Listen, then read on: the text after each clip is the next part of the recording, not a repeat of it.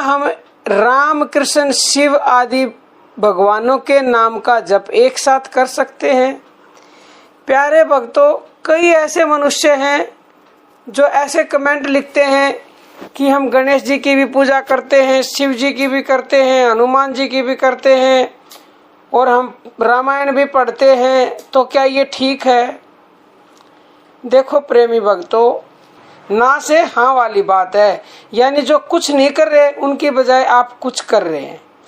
ऐसे प्यारे भक्तों, आपको फल की प्राप्ति नहीं होगी, क्योंकि देखो, अगर आप एक साथ दो नाव में पैर रखोगे या दो से ज्यादा में रखोगे तो किस तरह से समुद्र को पार कर पाओगे? असंभव है, डूब जाओगे आप। एक पैर उस नाव में, एक उसमें है। तो ऐसे ही आप सिर्फ एक भगवान के नाम को पकड़ लो, जिसको आप मानते हो, जिस नाम पे, जिस भगवान पे आपका पूर्ण विश्वास है, उसी नाम को आप पकड़ लो और उसी को पूर्ण श्रद्धा, विश्वास और भाव से जपो। देखो प्रेमी भक्तों, एक उदाहरण के द्वारा समझे आप। आपको जमीन में से पानी निकालना है, गड्ढा खोदा जाता है पानी निकालने के लिए। मान लो आपने एक गड्ढा खोदा और 2-3 फीट खोद के छोड़ दिया। आपने सोचा नहीं निकला, छोड़ दो। फिर आपने दूसरा खोदा, फिर दूसरा 4-5 फीट खोद के छोड़ दिया। आपने कहा पानी निकला, दूसरा खोदता हूँ। फिर तीसरा खोदा, फिर चौथा खोदा, पानी नहीं निकलेगा, क्योंकि पानी तो नीचे है और आप एक को छोड़ के दूसरे को पकड़ रहे हो, दूसरे को छोड़ के तीसरे को पकड़ लिया, तीसरे को छोड़ के चौथे को पकड़ लिया। तो प्रेमी भक्तों, ऐसे पानी नहीं मिल सकता। इसी तरह से नाम जप भी है। आपने एक भगवान के नाम को पकड़ा, थोड़े से दिन अगर आपने उसको पकड़ा और आपने सोचा इससे कुछ नहीं होता, तो आप छोड़ दोगे। फिर तीसरे को पकड़ा तो भी लाभ नहीं हुआ, तो फिर छोड़ देते हो आप एक ही को पकड़े रहो, पकड़े रहो, पकड़े रहो, तो निश्चित ही पानी निकलेगा, यानी कि निश्चित ही नाम जप से आपको फल मिलेगा। और एक साथ, मतलब एक बार में एक ही नाम को पकड़ लो, क्योंकि एक बार में एक आदमी 4 गड्ढे नहीं खोद सकता ना, वो केवल एक ही गड्ढा एक बार में खोद सकता है। तो इसलिए आप एक बार में एक ही नाम को जपें और पूर्ण फल की प्राप्ति करें और उसको पकड़े ही रहें। तो नानक जी कहते हैं, एको सुमरो नान का जल थल रहो समाये, दूजा काहे सुमरिए और जन्म ते मर जाए।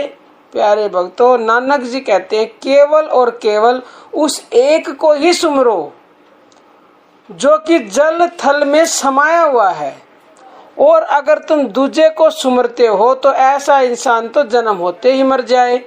तो प्यारे भक्तों, अगर आप राम को सुमरते हो तो राम को सुमरने का तरीका भी जान लो। एक का क्या मतलब है? एक का मतलब ये है कि जो हमारे अंदर और जल थल में हर जगह समाया हुआ है, उस एक को सुमरो। उस एक को कैसे सुमरोगे? उस आदि नाम को जाने बिना उस एक को सुमर नहीं सकते। अब वो आदि नाम क्या है, वो गुप्त नाम क्या है, वो हम अपने बहुत वीडियो में इशारा कर चुके हैं, बता चुके हैं। वो आदि नाम हमारे अंदर है, वो गुप्त नाम हमारे अंदर है। आप प्यारे भक्तों, श्वासों के द्वारा जब किसी भी भगवान के नाम का सिर्फ एक का जप करोगे तो आपको वो आदि नाम अपने आप पता चल जाएगा। श्वासों के द्वारा ही उस आदि नाम, गुप्त नाम तक आप पहुंच सकते हो। अब आप कहोगे, तो कोई तो कहता है कि खाली वाणी से बोलने से उद्धार हो जाएगा, मानसिक बोलने से उद्धार हो जाएगा। हाँ, वो सही बात है, फल आपको मिलेगा, लेकिन ना से हाँ वाली बात है कि आप कुछ तो कर रहे हैं। अगर आप जानना चाहते हो आदि नाम को, गुप्त नाम को, तो आपको सिर्फ और सिर्फ उस एक को ही जपना पड़ेगा।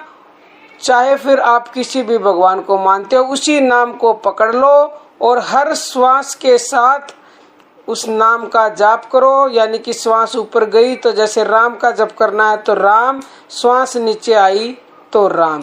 तो इसलिए प्रेमी भक्तों, आप अपना कंफ्यूजन हमेशा के लिए खत्म कर दो और हर मनुष्य को ये समझना जरूरी है कि केवल और केवल एक नाम को ही पकड़ के और उसका ही जाप करेंगे तो भव से बेड़ा पार होगा। हर परेशानी मिटेगी, हर समस्या मिटेगी।